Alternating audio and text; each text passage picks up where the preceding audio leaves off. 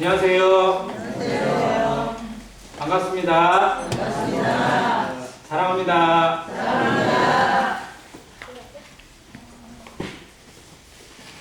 예배당 입구에 장미 이름은 정확히 모르겠어요. 그냥 장미가 멋있게 자리를 잡고 있습니다. 그 장미가 우리가 여기로 옮기면서 울타리를 치면서 그 앞집하고 이렇게 좀 너무 뻔히 보이잖아요. 그러니까 좀 이상하기도 하고 또 나무도 좀 필요하고 그래서 그때 정말 조그마한 묘목으로 심었던 나무였는데 16년 지금 지났나요? 16년, 17년 차에 접어들었어요. 그러면서 다른 나무들은 생각보다 많이 안 컸어요. 근데 저 나무는 정말로 잘 가꾸시고 또 다듬어 주시기도 많이 하시고 하셔서 모양도 예뻐지고 꽃도 엄청나게 피고요. 다음 주쯤 되면 가장 절정에 좀 되지 않을까 싶습니다. 네, 성도들 가정별로 또 개인별로 이렇게 사진을 찍으시면 좋으리라 생각이 되어지는데 저 꽃을 보면서 참 여러 생각이 많이 듭니다. 저 나무가 안행교회하고 연관이 많이 있고 특별히 또 이재훈 배님께서 계속 관리를 많이 해주세요. 작년도에 가지가 너무 무상해서 꽃은 나는데 이게 처져요. 무거워서. 꽃이 많이 피니까 무게를 견디지 못하고 앞으로 처져서 오히려 가리는 경향도 있더라고요. 그래서 꽃이 다 지고 나서 가지치기를 쭉 하셔서 모양을 가꾸셨어요. 가지치기를 막 하시는데 옆에서 지켜보는 제 입장에서는 너무 많이 자르시는 것 같다는 생각이 들어요. 막 다치실 것 같아가지고 너무 막 약해지지 않냐 그랬는데 올해 보니까 그 새로 잘라낸 데에서 새순이 다 나와서 지금 작년의 꽃과 별로 다르지 않은 만큼 많은 꽃을 피우게 되는 모습을 보면서 생명의 능력, 하나님이 주신 이 생명력은 정말 어마어마한 거구나라는 생각을 또 한 번 하게 되었습니다. 오늘 복음 전도 시간인데 생각보다 구도자들이 많이 나오는 상황은 못 되더라고요. 그럼에도 불구하고 복음의 말씀을 좀 고민하다가 준비했고 성도들도 좀 도움이 되었으면 하는 마음으로 준비를 하였습니다. 이사야서 1장 보겠습니다.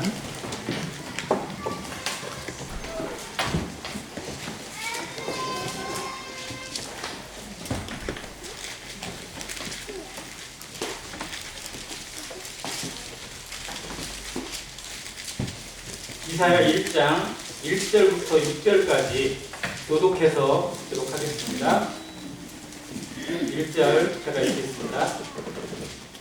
유다왕 우시야와 요담과 아하스와 히스기야 시대에 아모스의 아들 이사야가 유다와 예루살렘에 관하여 본 계시라.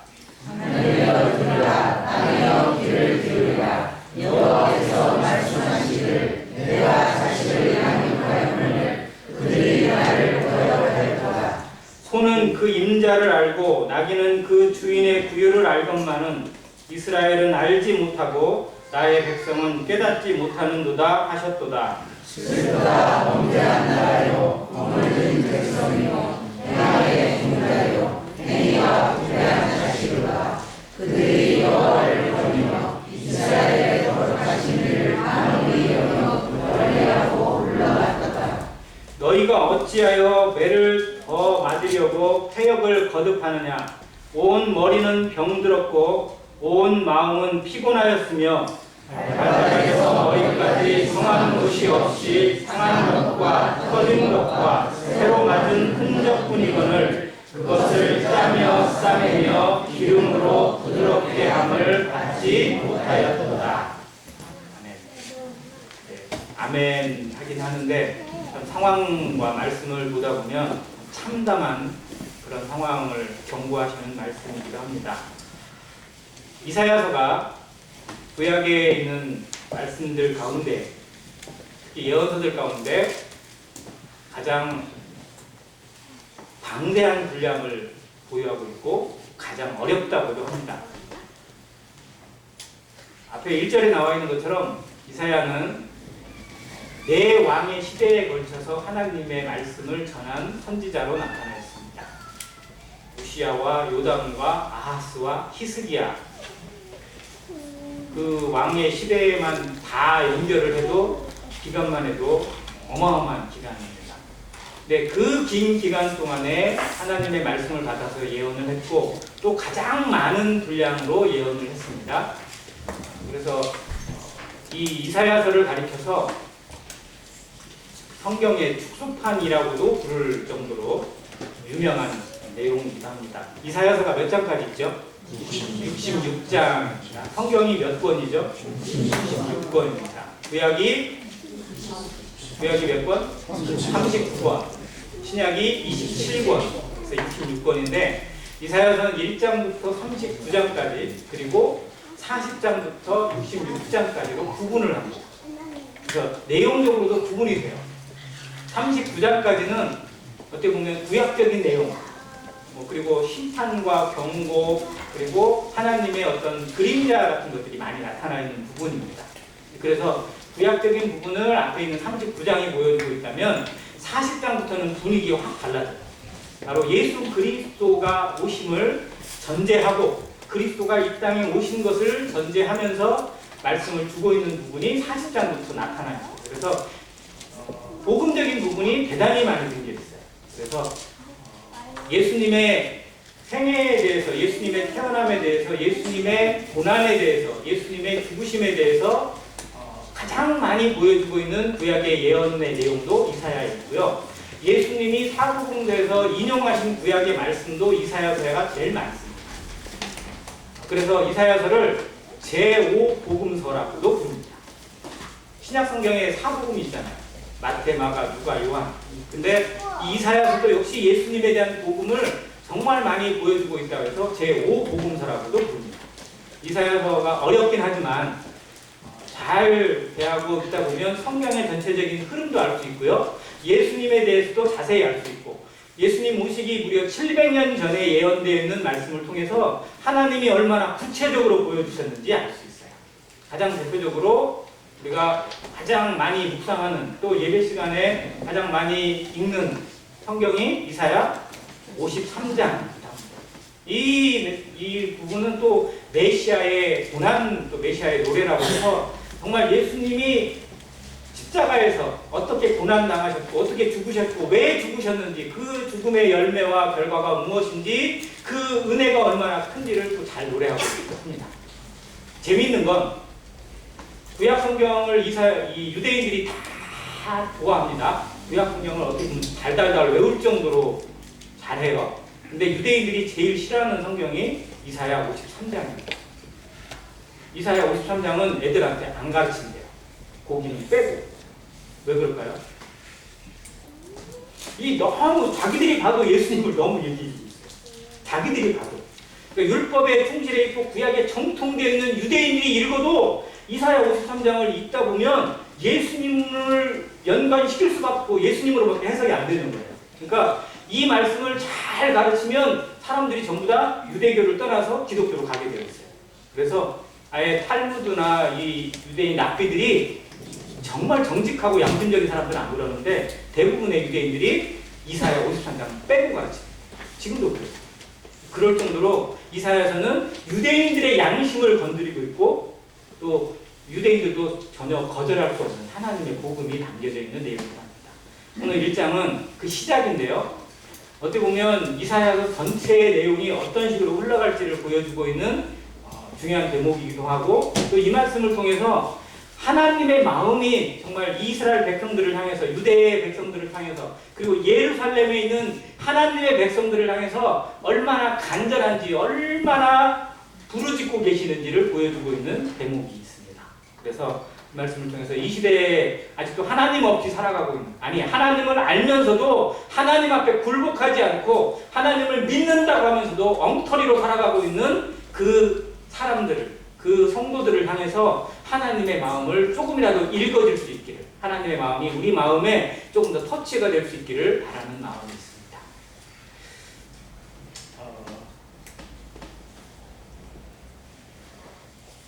이사야 1장 2절입니다. 2절과 3절이 저는 어떻게 보면 주제라고도 생각이 되어지는데요. 하늘이여 들으라, 땅이여 귀를 기울이라. 여호와께서 말씀하시기를 내가 자식을 양육하였거늘 그들이 나를 거역하였도다. 소는 그 임자를 알고 나귀는 그 주인의 규율을 알건만은 이스라엘은 알지 못하고 내 백성은 깨닫지 못하는도다 하십니다. 하늘이여 들으라, 땅이여 귀를 기울이라. 성경에 들으라고 하는 표현들이 참 많습니다. 들으라. 귀 있는 자는 성령이 교회들에게 하시는 음성을 들으라고 하십니다. 하나님의 아들 예수 그리스도가 이 땅에 오셔서 하나님의 복음을 선포할 때도 역시 들으라고 했습니다. 그러나 그들은 듣지 않았습니다. 그래서 예수님이 그들을 향해서 주신 말씀, 경고가 뭐냐면 너희들은 소경이요 귀머거리라고 합니다. 귀가 있는데 듣지 못하고 눈이 있는데 보지 못하는 사람들은 소경이요 귀머거리나 마찬가지입니다. 이 시대에도 사람들이 정말 이 귀를 가지고 이 눈을 가지고 이 머리를 가지고 어마어마한 것을 보고 있고 듣고 있고 알고 있습니다. 그러나 정말 알아야 될, 진정으로 알아야 될 하나님은 알지 못하고 하나님은 보지 못하고 깨닫지 못하고 있다라면 그건 엉터리입니다. 그건 헛된 인생이고 정말 무식한 인생에 불과합니다. 그래서 하나님의 말씀을 들어야 합니다. 듣는 자는 살아나리라고 하는 요한복음의 5장에 말씀하셨습니다. 듣는 자가 살아납니다. 이 귀를 가지고, 이 마음의 귀를 가지고, 영적인 귀를 가지고 하나님의 말씀을 들을 때 우리 마음이 움직이고 우리 영이 움직이고 우리의 이 속사람이 움직이게 될 때 그 말씀이 내 안에 살아있는 하나님의 능력이 되어서 하나님의 생명이 되어서 나를 살립니다. 죽은 나를 살리고 죽었던 영혼을 살리고 하나님의 사람으로 살아나게 하십니다. 우리가 그 인생을, 그 경험을, 그 기적을 맛본 사람이고 지금도 그 기적으로, 그 은혜로 살아가는 사람들입니다. 말씀을 들을 때, 내 마음에 들려졌을 때, 그 말씀 앞에 내가 정말 아멘으로 순종되어질 때 그 말씀은 하나님이 됩니다. 그러나 내 마음에 계속 거부가 있고 들으려 하지 않고 거역하는 마음이 내 안에 있을 때 그 말씀은 여전히 말에 불과합니다. 글에 불과합니다. 똑같은 말씀이 전달되어졌는데, 똑같은 말씀이 들려졌는데도 어떤 사람은 인생이 바뀌고 운명이 바뀌고 삶이 바뀝니다. 반면 어떤 사람은 전혀 바뀌는 것이 없습니다.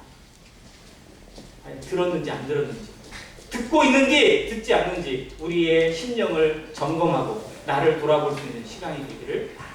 나는 듣는 자인지 아니면 내 마음만 내세워서 거역하고 있는 자인지. 우리는 매 순간마다, 아니 매일매일마다 하나님의 말씀을 듣습니다. 성령의 음성을 통해서 듣고 또 들려주는 말씀을 통해서 듣고 또 어떠한 말씀으로든 어떠한 뜻으로든 하나님의 말씀이 나에게 들려옵니다. 우리는 정말 어마어마한 것을 받고 있습니다. 그런데도 우리 삶의 변화가 나타나지 않고 내 인생에 놀라운 개혁이 나타나지 않고 여전히 죄 가운데서, 여전히 육신의 가운데서, 여전히 내 생각 가운데서 머물러 있다면 그것은 말씀을 듣는 게 아니라는 겁니다. 말씀은 능력이고 말씀은 하나님입니다. 내게 말씀이 들려졌다면, 내게 말씀이 들어왔다면, 말씀이 내 안에 자리를 잡았다면 우리의 삶은 바뀌지 않고는 견딜 수 없습니다. 변하지 않고는 견딜 수 없는 에너지가 하나님의 말씀에 있습니다. 하나님에게 그 능력이 있고 그 힘이 있습니다. 그걸 받고도 내 삶이 바뀌지 않았다는 건 어떻게 보면 거꾸로 생각해보면 내가 듣지 않았다는 거고 받지 않았다는 것이나 마찬가지라는 겁니다. 그래서 정말 이 들으라고 하는 말씀, 귀를 기울이라고 하는 말씀에 정말 우리의 마음이 움직여지길 바라고 정말 나를 돌아볼 수 있길 바랍니다. 정말 나는 듣는 자입니까? 귀를 기울이는 자입니까?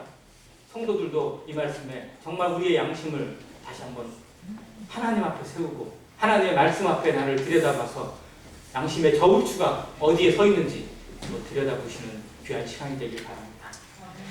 자식을 양육하신 하나님, 이스라엘 백성을 향해서 하나님이 자식이라고 표현하십니다. 자기 자녀라고 표현합니다. 하나님은 하나님이 택한 자를 정말 아끼고 사랑하셨습니다. 하나님이 구약에서부터 정말 창세 이후로부터 하나님의 택한 자들을 향해서 얼마나 마음이 간절한지 계속해서 보여주고 있고 호소하고 있고 들려주고 있는 말씀이 성경입니다. 자, 사람은 동물과 같습니까? 다릅니까? 비슷합니까? 다릅니까? 완전 다릅니까? 조금 다릅니까? 비슷해요?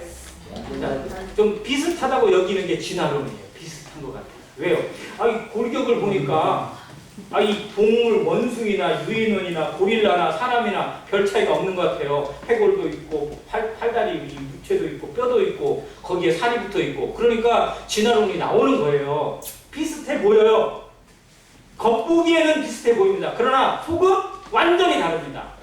사람과 동물은 같아질 수가 없고 비슷해질 수가 없습니다. 진화론은 정말 사단이 만들어낸 허구이고 잘못되어 있는 거고 여기에 속고 있는 인생이 얼마나 불쌍한지 깨달아야 합니다. 사람은 동물에게 있을 수 없는, 동물이 꿈꿀 수 없는 것을 가지고 있고 그건 사람에게만 주신 것입니다.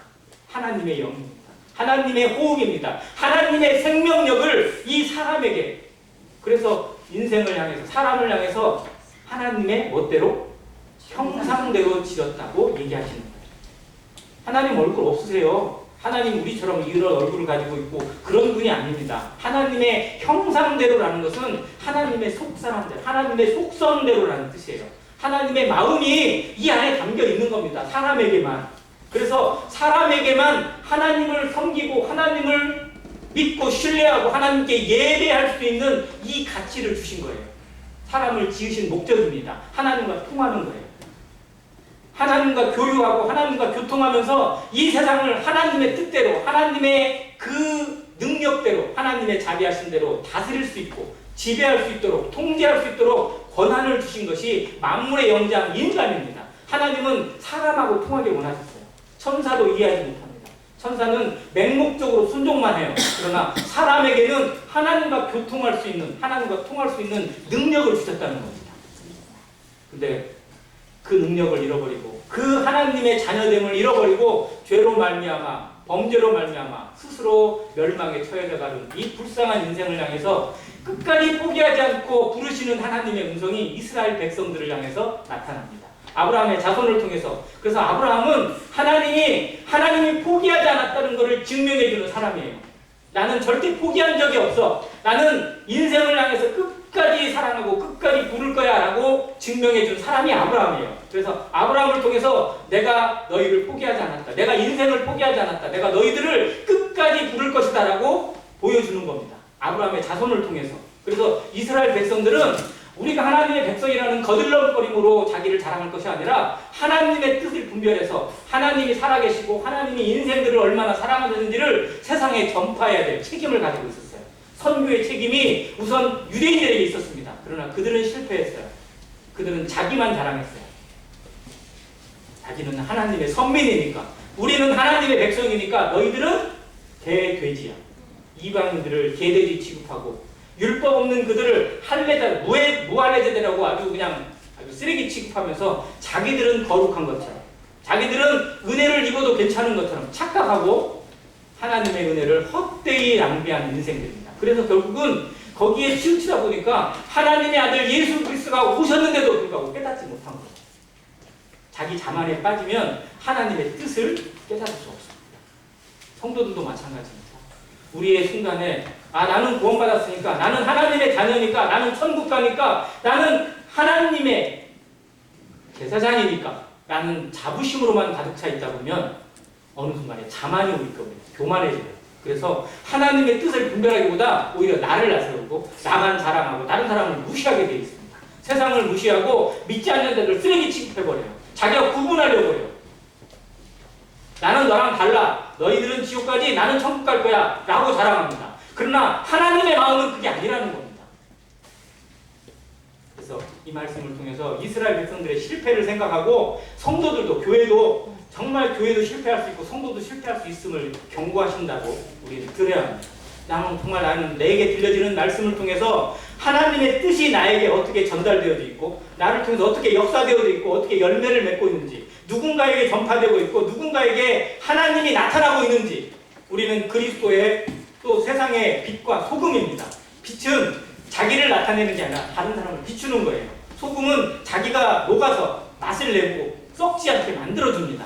향기는 자기를 태워서 다른 곳에 좋은 것을 전파해 주는 거예요. 자기가 희생되지 않으면서, 자기가 낮아지지 않으면서, 자기를 죽이지 않으면서 그리스도를 전파하는 방법은 없습니다.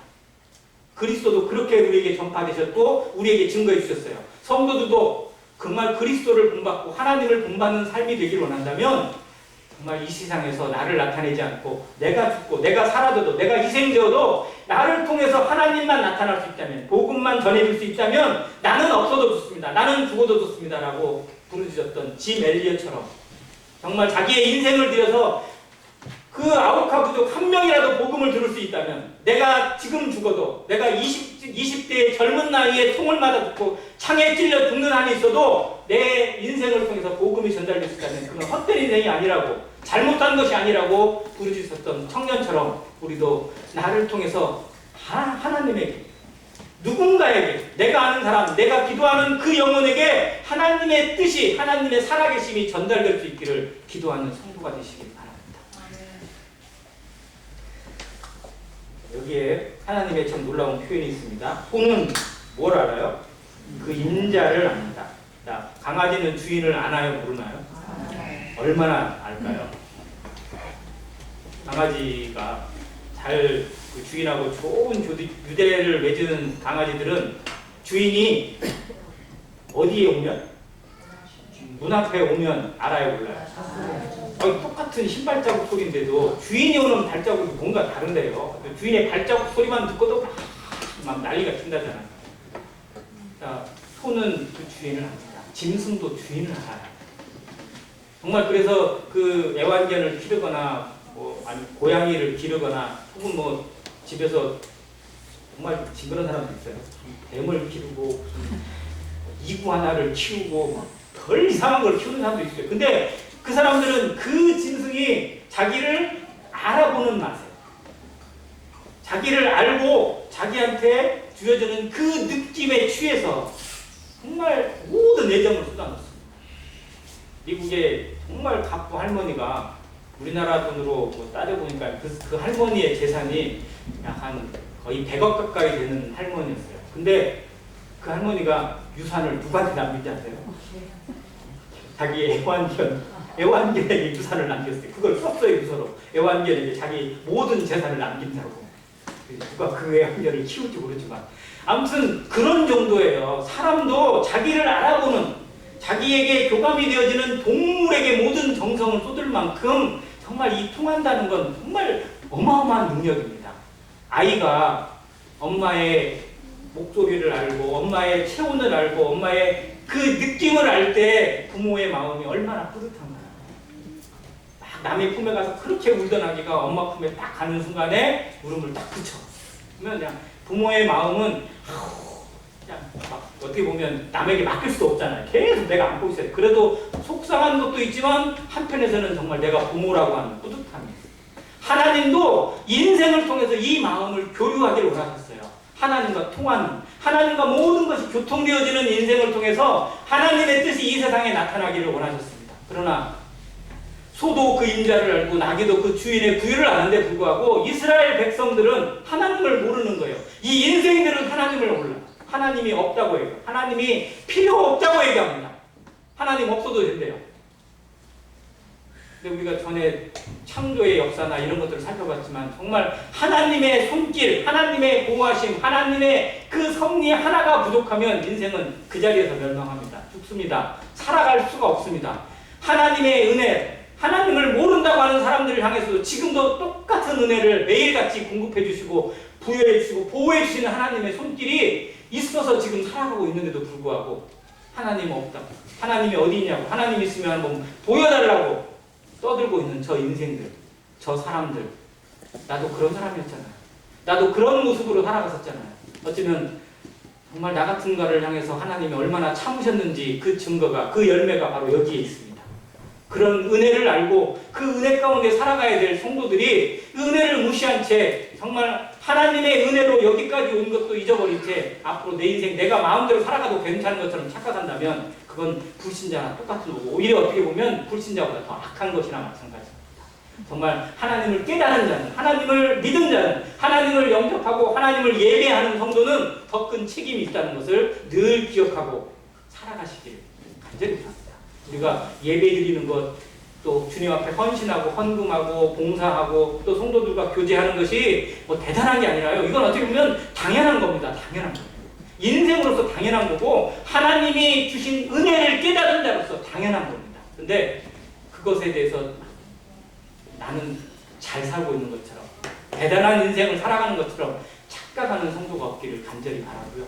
정말 우리는 그럴수록 더욱 겸손하게 나를 통해서 더욱 하나님이 나타날 수 있는 기회를 달라고 마지막 때에 나를 통해서 하나님의 살아계심이 증거되어 줄 수 있도록 믿지 않는 영혼들에게 한 발짝이라도 더 다가갈 수 있도록 내 마음을 움직여 달라고 이 갈급한 마음을 이 메마른 마음을 조금이라도 좀 적셔달라고 눈물로 적시고 하나님의 그 마음으로 적셔달라고 기도하시기를 바랍니다. 이 마음이 우리에게 있어야 합니다. 마지막 때에 있어야 돼요. 불법이 성행하는 이 시대에 사랑이 식어지는 게 당연합니다. 그러나 성도는 사랑을 잃어버리면 모든 것을 잃어버리는 겁니다. 사람들이 어떻게 살아가든지 간에 세상이 어떤 모습이든 간에 적어도 성도는 끝까지 사랑을 지켜낼 수 있고 그 사랑으로 살아갈 수 있어야 합니다. 이것이 안행교회가 존재하는 이유이고 안행교회 성도가 지금도 생을 마감하지 않고 살아가는 이유라고 저는 믿습니다. 이스라엘은 깨닫지 못합니다. 사람들도 지금도 깨닫지 못합니다. 정말로 불쌍하고 어리석고 무식한 인생들이 너무 많습니다. 아는 건 많은데 정말 많은 것을 알아요. 너무 많은 것을 알아요. 그러다 보니까 교만해져가지고 하나님이 없대요. 하나님이 없어도 된다고 착각을 하는 거예요. 참 얼마나 불행한지 하나님이 다시 설명하십니다. 슬프다 범죄한 나라요 허물진 백성이요 행악의 종자요 행위가 부패한 자식. 여기에 다 설명이 되어 있어요. 정말 하나님의 마음을 슬프게 합니다. 근데 앞부분에 또 한 가지 좀 얘기드리겠습니다. 나귀의 구유가 있어요. 자, 소는 그 인자를 아는데 나귀는 주인의 구유를 안다고 설명했는데 나귀가 아는 주인의 구유는 영적으로 무엇을 의미할까요? 구유. 구유가 뭔지 아시죠? 밥통이에요, 밥통. 나귀가 먹는 밥통. 자, 나귀는 그 구유에 담긴 음식을 통해서 먹고 삽니다. 그러면 사람은 무엇으로 살죠? 말씀으로 살아요. 이 구유가 영적인 의미로 하나님의 말씀을 의미합니다. 정말 우리에게 먹고 살 것이 많아요. 먹을 수 있는 것도 많고 정말 배불리 먹을 수 있는 것도 정말 많습니다. 사람들이 즐겨 먹는 것도 정말 많고요. 또 정말 미식가도 한번 따져볼게요. 저는 잘은 모르지만 우리나라에 아무래도 전 세계를 돌아다니면서 웬만한 거 다 먹어본 사람이 백종원이라고 생각이 되어지긴 하는데 자, 백종원 씨가 먹어본 음식이 많을까요? 안 먹어본 음식이 많을까요? 안 먹어본 음식. 그런 사람도 안 먹은 게 많다고 그럽니다. 우리는 더 말할 게 없죠. 그런데 정말로 그 많은 음식을 다 먹어봐야 맛을 아는 건 절대 아닐 겁니다. 정말로 사람은 뭘 먹어야 되냐면 하나님의 말씀을 먹어요. 사람이 떡으로만 사는 것이 아니요 하나님의 입으로 나오는 무슨 말씀? 모든 말씀으로 살 것이라고. 여기에 모든이 들어가 있어요. 하나님의 모든 말씀이 우리의 삶입니다. 우리의 생명입니다. 우리를 살리는 것입니다. 말씀으로 살아갑니다. 말씀이 들어가는 곳에 생명이 일어나고요. 말씀이 전파되는 곳에 생명력이 나타납니다. 우리의 생애, 우리의 거듭난 생애도 역시 말씀이 들어가요. 이 생명력이 들어가야 날마다 새로워집니다. 그래서 우리에게 말씀과 기도가 삶의 원동력이 되어지고 에너지가 되는 것입니다. 매일 아침, 매일 끼니마다 음식을 먹는 것처럼 정한 음식을 먹는 것처럼 우리의 생에 이 말씀이 매일마다 공급되어짐을 통해서 그리고 그 말씀의 영향력과 에너지가 내 생애를 주장하는 능력을 통해서 날마다 새로워지는, 날마다 변화를 잇는, 날마다 하나님의 사랑으로 하나님의 뜻을 분별하고 그 뜻에 순종되어지는 삶을 살아가기를 간절히 바랍니다. 자, 이스라엘은 범죄한 나라로 전락했습니다. 허물 많은 백성으로, 행악의 종자로, 그리고 행위가 부패한 자식으로 하나님 앞에 드러나고 말았습니다. 이스라엘만큼 하나님이 정말 은혜를 베푼 그런 민족도 백성도 없습니다. 그런데 그 많은 은혜, 그 많은 긍휼도 그들은 결국 다 저버렸습니다. 사사기에 나오는 대목만 봐도 이스라엘이 얼마나 그 사이클을 반복했는지 보여줍니다. 사사기에 총 12명의 사사가 나오거든요. 자, 그렇다는 얘기는 이스라엘이 적어도 몇 번, 12번 계속 이 사이클을 반복했다는 거예요. 범죄하고 심판받고 울부짖고 하나님 구원해 주시고 또 다시 범죄하고 다시 울부짖고 망해 외부 적군에게 두드려 맞는 거죠.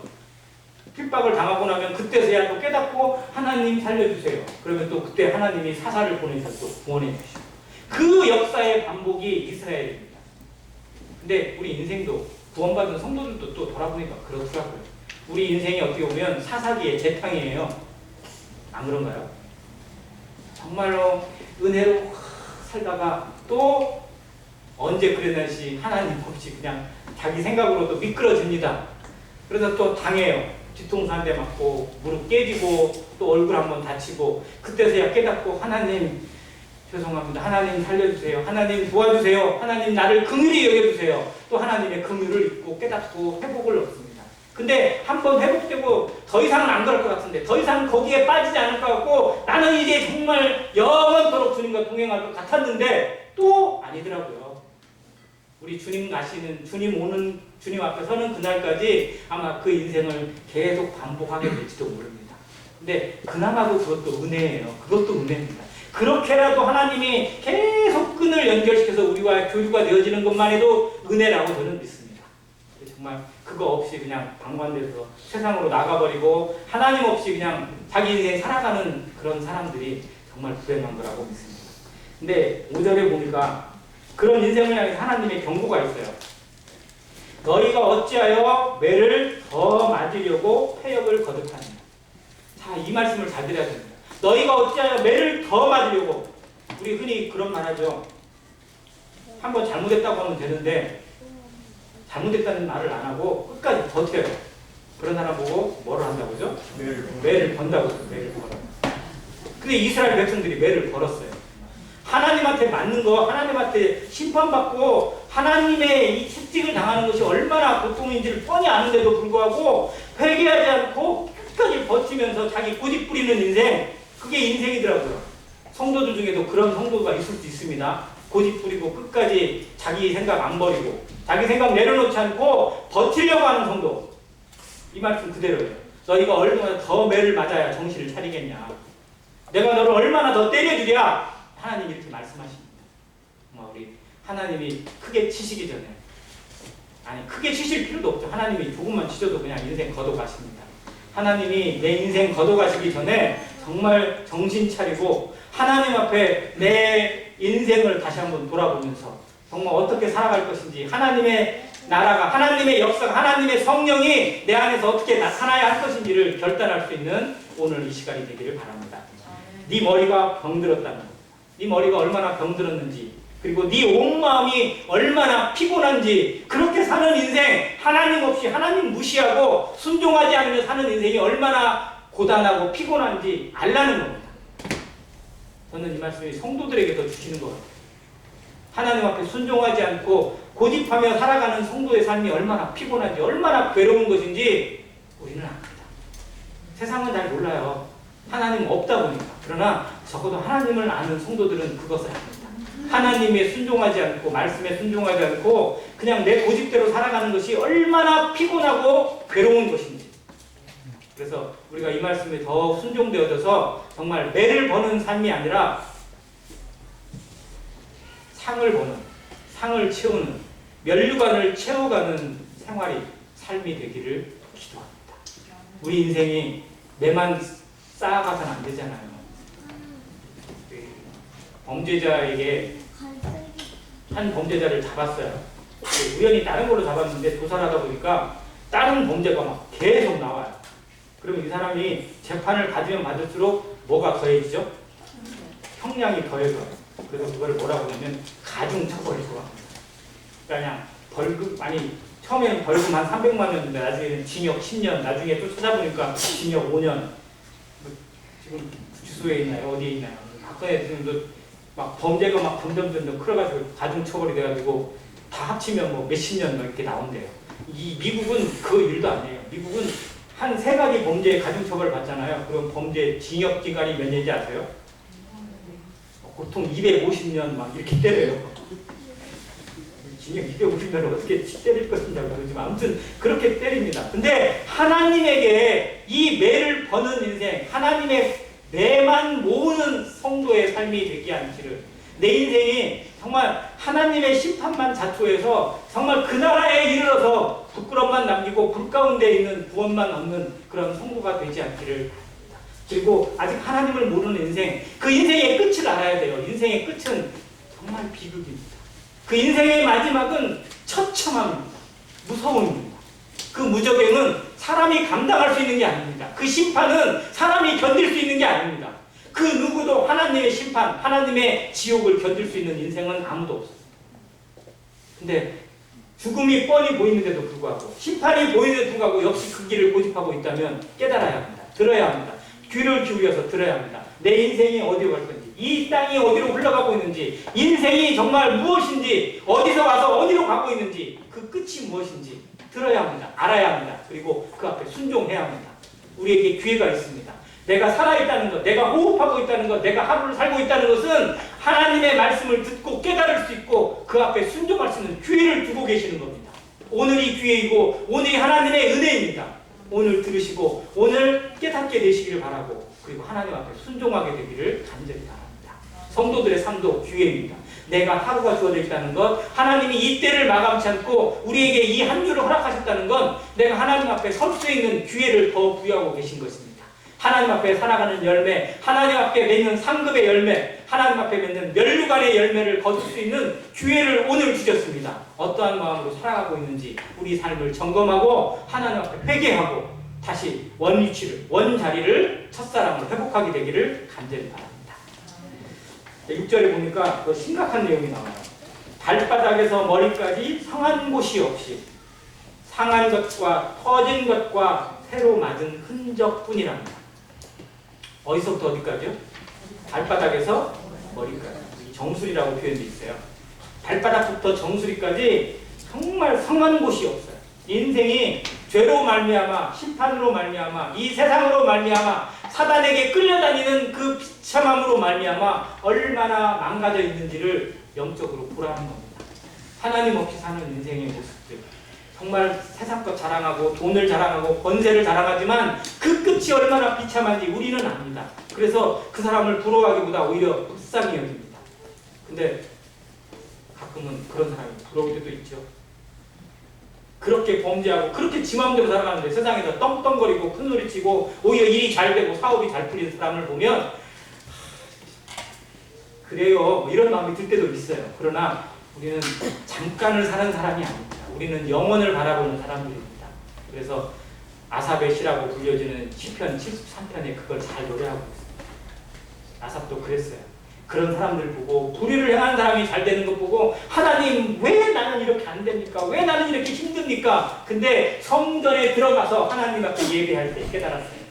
그들의 마지막을 깨닫고 우리의 끝이 어디인지, 우리의 영광의 문이 어디인지를 깨닫게 되었을 때 감사를 드립니다. 우리도 예배를 드리면서 정말 내 인생에 대해 감사할 수 있어야 돼요. 하나님이 나 같은 자에게 이 길을 열어주시고 이 영광의 문 앞에 들어갈 수 있도록 인도하시면서 찬양하고 감사하는 성도가 되시길 바랍니다. 세상 부러워하지 않고 세상 사람들 있는 것 그거 부러워하지 않고 살아갈 수 있는 성도가 되시기를 간절히 바랍니다.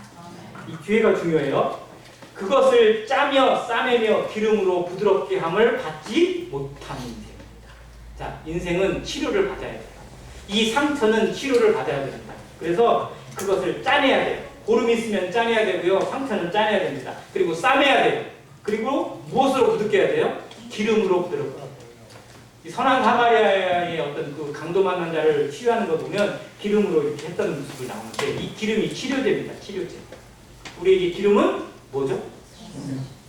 기름은 성경에서 기름은 뭐예요? 성령입니다. 성령으로 싸매. 성령으로 우리를 싸매셨어요. 성령으로 보호하십니다. 우리에게 진정한 보호막이 성령이세요. 성령으로 보호를 입는 성도, 성령으로 살아가는 성도, 성령으로 인도하심을 받는 성도는 사단이 감히 상처를 주지 못하고 건들지 못합니다. 그 능력을 힘입어서 정말 치유함을 받고 부드럽게 함을 받는 이 치유가 영적인 회복입니다. 근데 하나님 이걸 주신다는 거예요. 이걸 주시겠다는 거예요. 그래서 그 말씀의 결론이 18절에 나와 있습니다. 18절 같이 읽고 마감을 하겠습니다. 시작. 여호와께서 말씀하시되 오라 우리가 서로 변론하자. 너희의 죄가 주홍 같을지라도 눈과 같이 희어질 것이요 진홍같이 붉을지라도 양털같이 희게 되리라. 아멘. 여기가 진짜 아멘입니다.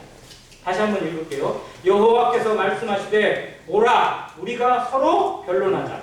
너희의 죄가 주홍 같을지라도 눈과 같이 희어질 것이요 진홍같이 붉을지라도 양털같이 희게 되리라. 정말 놀라운 말씀을 이사야에서 주셨어요. 지금까지 이스라엘 백성들의 죄를 얘기합니다. 그들이 얼마나 망가졌고 얼마나 하나님 없이 살아가고 있는지를 설명하고 그렇게 살아가는 인생의 결과가 무엇인지를 쭉 얘기해 주세요. 그런데 하나님이 그런데 여기서 얘기하십니다.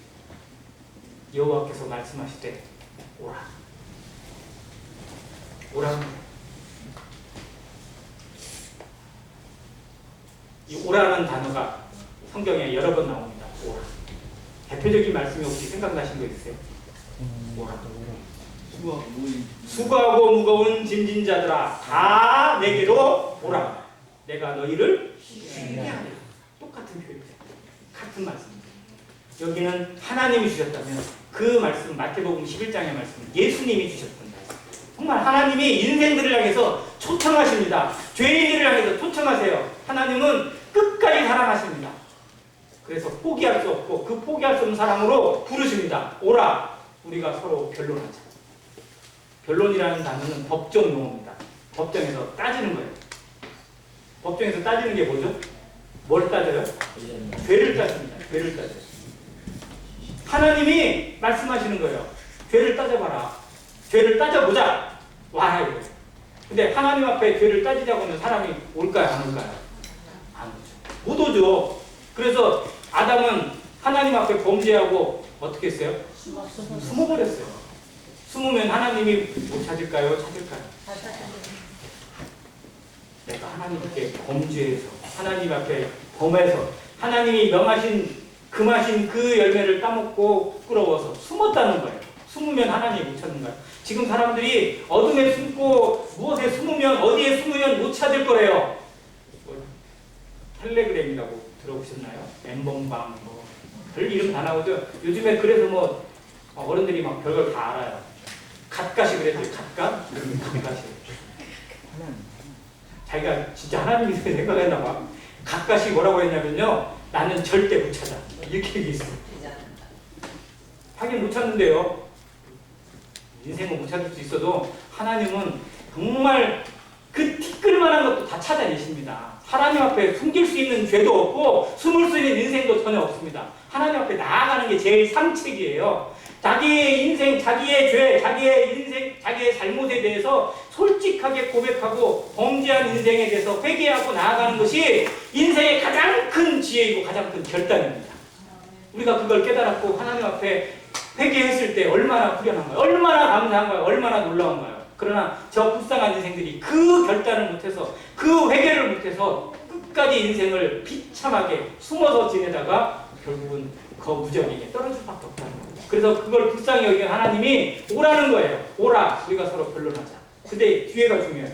너희 죄가 주홍 같을지라도 눈과 같이 휘어질 것이다. 눈과 같이 휘어진다. 그리고 진홍같이 붉을지라도. 자, 주홍하고 진홍하고 어느 게 더 붉을까요? 주홍과 진홍. 어느 게 더 붉을 것 같아요? 어느 게 더 진짜 붉을 것 같으세요? 진홍. 갈수록 강조예요. 이게 뭐 죄가 뭐 이게 아니고 주홍같이 붉을지라도 진홍같이 붉을지라도라는 거듭 표현하는 거예요. 이 성경에 2번 표현된 건요. 정말 강조를 의미하는 거죠. 사람의 이름을 2번 얘기한 것도 강조고요. 예수님이 요한복음에 제일 많이 표현하신 것 진실로 이것도 예수님이 정말 강조하시는 거예요. 하나님이 얼마나 이 말씀을 사람에게 심고 싶으면 강조해요. 2번이나 강조합니다. 너희 죄가 진홍 같을지라도 얼마나 붉을지라도 눈과 같이 되고 양털같이 희게 될 것이라고 말씀하십니다. 그렇게 해 주시겠다는 거예요. 그렇게 하시겠다는 겁니다. 하나님 앞에 나오면, 하나님 앞에 회개하면, 하나님 앞에 서는 그 인생을 향해서 하나님이 그 은혜를, 그 긍휼을 베푸시겠다는 거예요. 내가 그걸 이루겠다는 겁니다. 그리고 그 증거로, 그 열매로 하나님이 친히 하나님의 본체이신 예수 그리스도를 이 땅에 내려주셔서 이 말씀을 성취해내셨습니다. 예수 그리스도는 이 구약의 예언이고 구약의 예언을 총 이루시는 하나님의 선지자이십니다. 하나님의 그릇이고 하나님의 모든 것을 다 이루셔서 십자가에서 죽으실 때 다 이루었다. 하나님이 약속하신, 하나님이 선언하신 이것을 다 이뤘다라고 선언하실 수 있었던 하나님의 본체이셨습니다. 그렇게 이루셨는데도 하나님 앞에 나올 수 없다면, 그렇게 이루셨는데도 그 죄가 깨끗해지지 못한다면 방법이 없어요. 그래도 안 된다면 답이 없습니다. 하나님으로 안 되고 그리스도로 안 된다면 인생은 해답이 없습니다. 그러나 하나님은 해답이시고 그리스도는 길이십니다. 내가 그 길이요 진리요 생명이니 나로 말미암지 않고는 누구도 하나님 앞에 나올 수 없다고 선언하셨습니다. 하나님 앞에 나갈 수 있는 길, 진리, 생명은 예수 그리스도 한 분이십니다. 자, 여기 표현에 재미있는 표현이 있는데요. 자, 죄가 원래 붉은색인가요? 죄의 색깔이 뭔가요, 혹시? 죄의 색깔을 검은색으로 표현하는 게 원래 맞을 것 같잖아요. 근데 왜 하나님이 여기서 붉은색으로 표현하셨을까요? 하나님이 미술을 아신다고 생각해요. 미술의 창조자이신 것 같아요. 자, 혹시 보색이라고 하세요? 보색? 서로 반대되는 색깔로 돋보이게 하는 거죠. 자, 거룩해지고 깨끗해지는 것이 흰색이잖아. 자, 흰색의 보색이 뭐죠? 빨간색. 흰색의 보색은 빨간색이에요. 검은색의 보색이 노란색입니다. 그래서 신호등에 검은색 판에 노란색으로 써면 제일 선명해요. 그리고 흰 바탕에 붉은색으로 써놓으면 잘 보여요. 자, 하나님이 돋보이게 하기 위해서 붉은색으로 죄를 표현하시고요. 그 바탕을 흰색으로 바꾸셨어요. 제일 돋보여요. 이게 색깔적으로. 그러니까 너희 죄가 그렇게 돋보인다 할지라도 이 하얗게 될 거라는 걸로 색을 비교해주고 있습니다.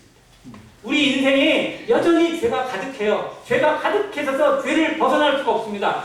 구원받아도 죄 가운데 살고 주님 오시는 그날까지, 주님 앞에 서는 그날까지 성화의 삶을 살면서도 죄를 벗어날 수, 죄를 이길 수 있는 인생은 아무도 없을 것입니다. 그러나 하나님의 말씀으로 예수 그리스도의 은혜로 이 깨끗함을 입어서 그리스도의 십자가와 그 보혈과 부활의 능력으로 깨끗함을 입어서 하얗게 되어 있어서 양털같이 흰은같이 되어진 이 거룩한 인생을 살아갈 수 있도록 우리에게 시각적인 효과로 보여주십니다. 이 은혜가 우리를 살게 하고 여전히 살아갈 수 있습니다.